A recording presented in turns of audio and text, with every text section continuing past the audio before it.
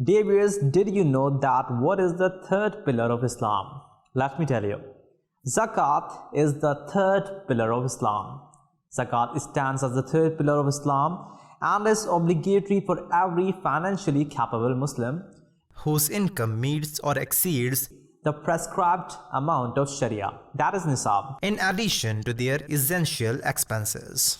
Zakat is a fundamental pillar of Islam, which represents the act of giving a portion of one's wealth to those in need, aiming to promote social justice and compassion within the community.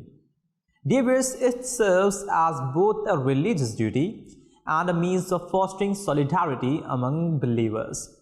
The literal meaning of zakat is taharat, that is purity. The purpose of zakat is to ensure that wealth doesn't only circulate among the rich, and needy individuals can fulfill their needs. This fosters balance in society and gradually eradicates poverty. However, it is essential for the wealthy not to consider zakat as a favor to the poor.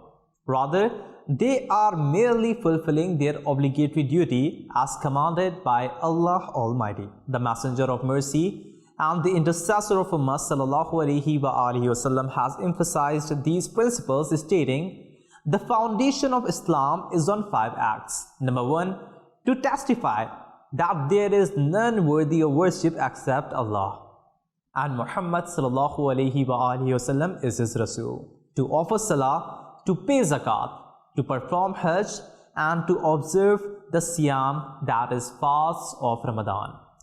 Dear viewers, the significance of zakat becomes evident from the fact that salah and zakat are mentioned together 32 times in the Holy Quran. The fortunate individuals who give zakat receive abundant blessings and benefits in this world as well as in the hereafter.